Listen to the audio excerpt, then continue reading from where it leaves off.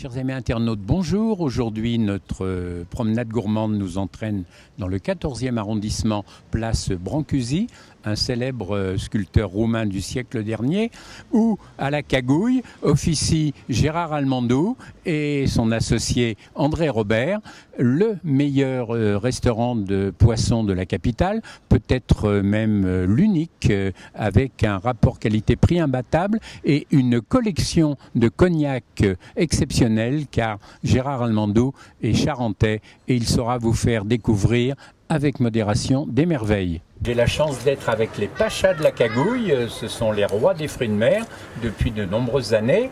À ma gauche, Gérard Almendou, le charentais, et à ma droite, André Robert. De quelle région? De Bretagne.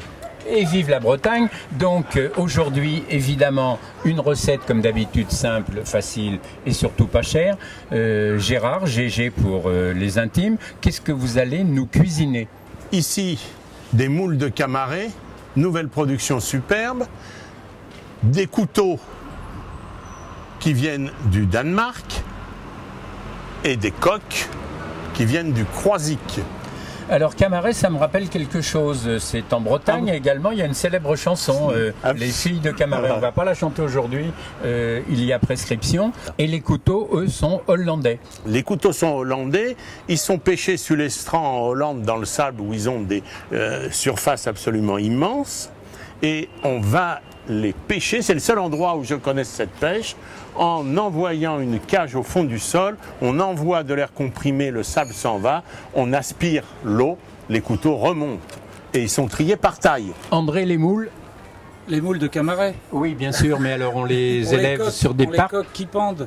Non. Oui, non, s'il vous plaît, soyez sérieux.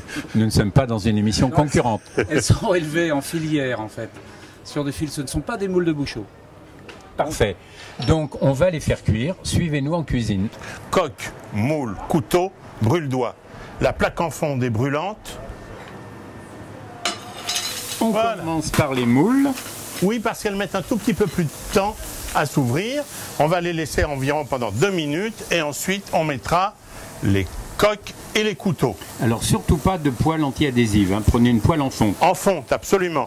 Alors on peut accélérer un tout petit peu la cuisson, comme la plaque est bien chaude, en rajoutant un peu d'eau. Ça crée une vapeur et ça réduit le temps d'ouverture des moules. On voit, elles commencent à s'ouvrir. Alors pas de corps gras, hein, surtout Gérard. Aucun corps gras.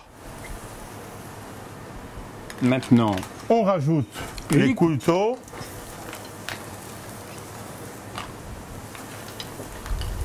Il faut qu'ils soient en contact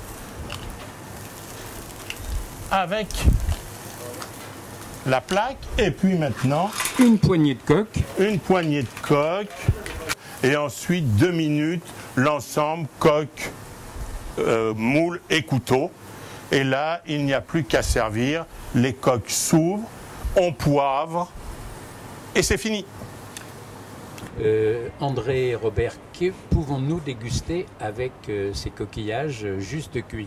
Alors nous pouvons déguster avec modération évidemment un vin d'Henri Marionnet qui est un cépage romorantin. On le montre à la caméra. Voilà, le cépage romorantin, c'est un cépage qui a été amené de Bourgogne par François Ier pour son jardin. Je crois que c'est vers 1519. Et c'est un cépage qui a une deuxième particularité, c'est que c'est un cépage pré-phylloxérique. Il a été planté en 1850. On n'était pas là, hein. Non, aucun d'entre nous n'était là. Et je pense qu'on ne sera plus là quand ils continueront à faire du vin avec. Et Henri Marionnet pense qu'il a été planté en 1850 et que c'est donc un cépage qui n'a pas été tué par le phylloxéra. Donc c'est une vigne non greffée. Voilà, elle est totalement d'origine. Voilà mon cher François. Merci beaucoup. Eh bien, je passe tout de suite l'assiette à André, comme ça va nous faire gagner du temps.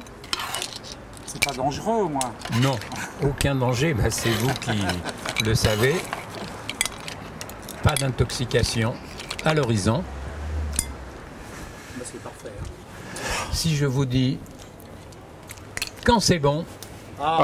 il n'y a pas meilleur. Mais vous ne l'avez pas répété, c'est formidable. Eh bien écoutez, merci de nous avoir reçus, merci d'avoir reçu francefoire.fr et à votre santé.